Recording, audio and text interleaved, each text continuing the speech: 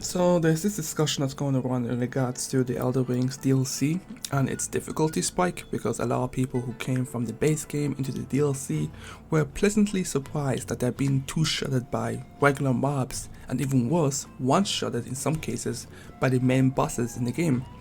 We've had several people on Steam reviews talk about the incredible difficulties of the game. They've been downvoting, the DLC. And I've even seen some people like Asmongold basically dropping the game because, the game is too difficult for him.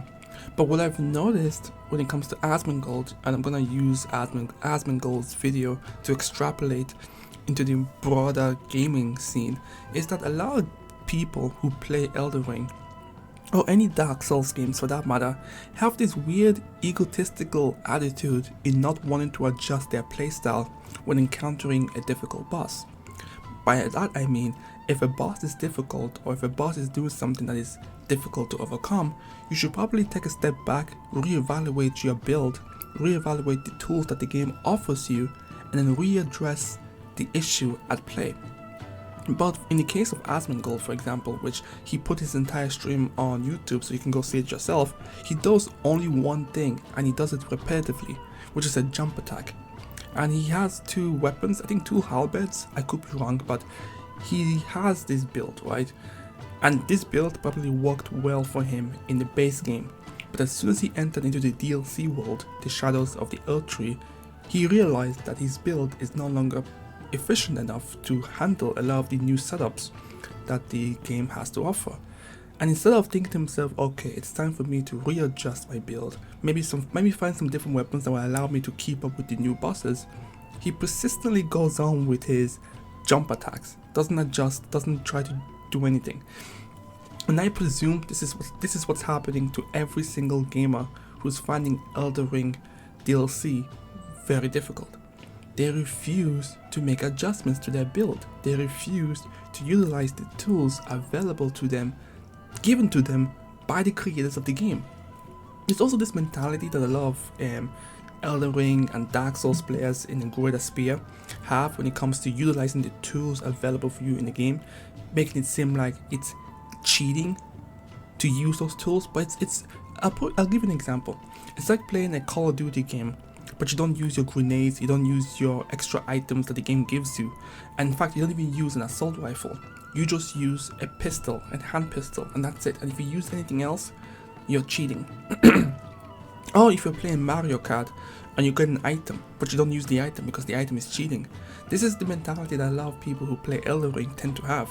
You'll have, your summoning options, you'll have your spirit options, you'll have items that can negate poisoning, flame attack, magic attack, and electric attack, all that stuff. But they'll refuse to use any of that stuff because in their eyes it's considered cheating. I've even seen so far as people saying they don't want to use magic because they consider magic cheating. And now let me make this very clear. If you personally choose to not utilize the tools that has been given to you in the game to overcome the obstacles at hand, that is perfectly fine. I respect that, because you are playing the game how you want.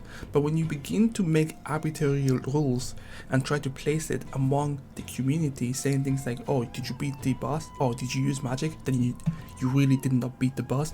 I find that mentally retarded. Just because you want to be stupid doesn't mean we all have to be stupid with you. Some of us like to use our intelligence to overcome our obstacles.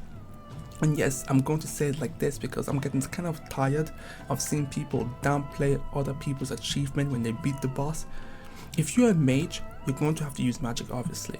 If you're someone who wants to use the spirits that you have collected, go on ahead. In fact, the game itself rewards you for it, because when you collect, I think it's called reversed ashes or something like that, you get to improve your mimics and stuff like that. So go ahead and use it. If you want to use summons and summon other people to help you out, go on ahead. But I have to give you a heads up. The bosses become difficult the more people you summon. So you're actually better off not summoning people for certain bosses. I'm just letting you know now. And what I find is funny is that if a journalist had said some of the things that Asmongold has said, right, in finding the game difficulty, saying that it's no longer fun and all that stuff, the entire gaming community would have lashed out and mocked that journalist for saying such things. And in fact, in the past, they have said it, right? In the past, some of these journalists have said that Elden Ring is too tough for them, or that the Dark Souls games have been too tough for them, and they've been mocked for it. I myself have mocked them for it as well, because I figured, it's one thing for regular average Joes to find the game difficult, but for a professional journalist who plays video games for a living, I expect your skill, level to be a little bit higher than the average gamer. This DLC is tough. I won't lie to you, it is tough, but it can be overcome if you just utilize the tools available to you in the game. If you decide to sit back and actually use that fucking thing in your head that's called a brain and really analyze what you can accomplish. I feel like a lot of the people who find this game difficult find this game difficult because they're still sticking to builds that are no longer efficient, have probably been nerfed, and it's no longer working. Another example of this is Afro Senju. I'm sure you guys have watched him when he does his playthrough with his Elden Ring game. He used to use whips, and those things were pretty OP in the base game, but then they got nerfed so badly that he had to adjust and switch out of those whips into dual katanas. That was a good strategy by him, because he understood that there's no point having my ego get so far ahead of me that I will make this game unnecessarily difficult to the point where I can't even overcome simple mobs. He made the adjustment and switched, whereas Asmongold refused to do so. He stuck to it and he suffered because of it. Right, so I don't see, it's hard for me to feel bad for the guy when he doesn't even want to at least try something different. Now, of course, there is obviously the case of, player skills just not being up to par with what the game expects you, and that's perfectly fine. If you want to drop the game because you've realized that your reflexes and your input skills just aren't up to where it's supposed to be, perfectly fine. You will not be shamed for it.